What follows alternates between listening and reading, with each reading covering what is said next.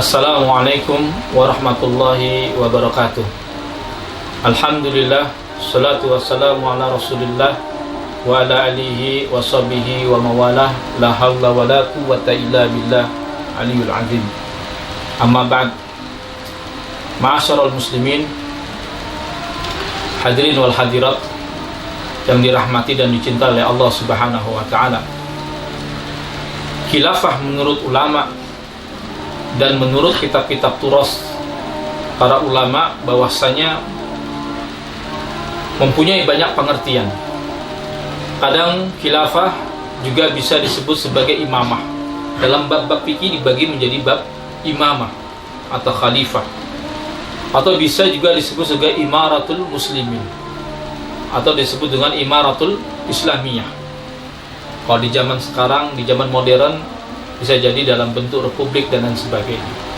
Intinya adalah sebagaimana dikatakan oleh Al-Mawardi di dalam kitabnya Al-Ahkam Al-Sultaniyah di halaman kelima, dikatakan ma dzakarahu Al-Marwadi haitsu qala al-imamatu mawdu'atun li khilafatun nubuwah fi hirasatud din wa siyasatu dunya bihi. Bahwasanya sebagaimana disebut oleh Al-Mawardi, bahwasanya imamah itu adalah maudu'atun lil khilafatin nubuwah. Imamah itu adalah pengganti kenabian, ya, yang ditugaskan untuk fi hirasatud din, untuk menjaga agama, dan wasiyasatu ad-dunya, ya, dan juga siasat keduniawian, untuk mengatur, untuk mengolah secara baik yang namanya keduniawian.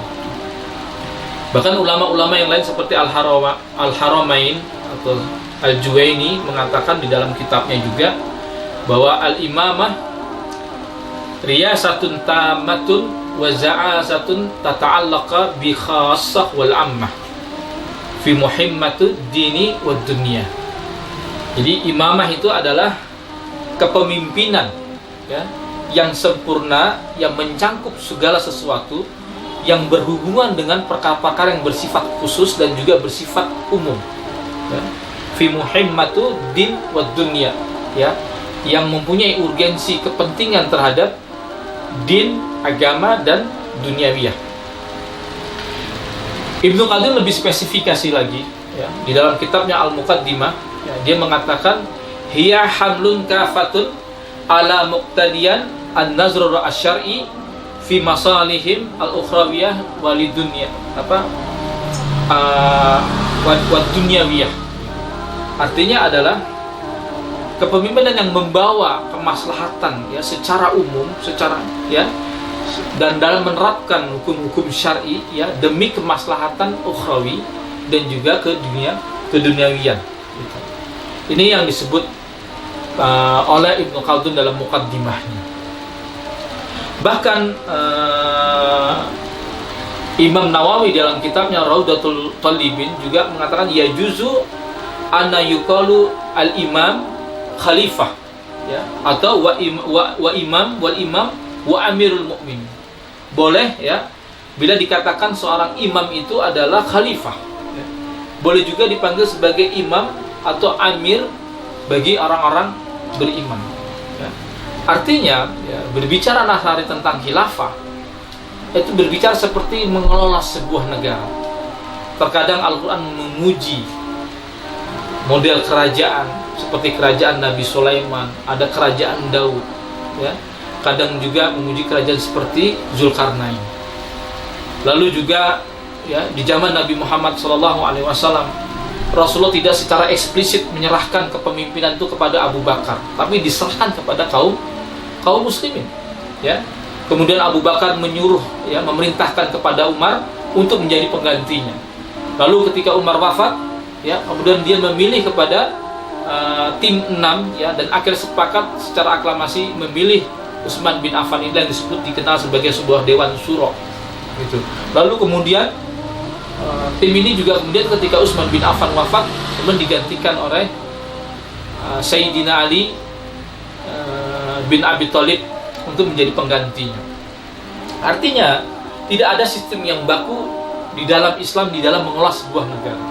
Kadang Allah puji kerajaan, kadang Allah puji juga model-model seperti demokrasi saat ini gitu, dipilih secara langsung oleh Dewan Syuro gitu. Tetapi terkadang berbicara tentang isu khilafah, ya, sering menjadi ketidakjujuran ilmu, ya, terjadi distorsi, terjadi penyimpangan, penipuan terhadap orang-orang yang awam. Akhirnya seakan-akan mereka bahwasanya yang tidak tunduk kepada khilafahnya, yang tidak tunduk kepada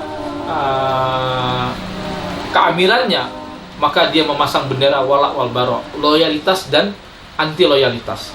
Mereka seringkali memakai hadis yang diriwayatkan oleh Muslim dengan mengatakan waman mata wa laisa fi unuqihi bai'atun mata maitatan jahiliyah. Barang siapa yang mati tanpa di lehernya ada baiat, maka mereka mati seperti matinya jahiliyah.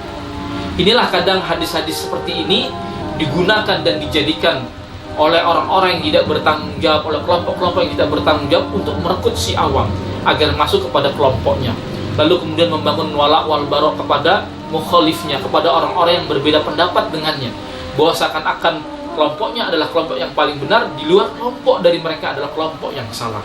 Inilah penyimpangan-penyimpangan yang terjadi orang yang mengatakan, mengklaim sebagai pengusung khilafah hari ini.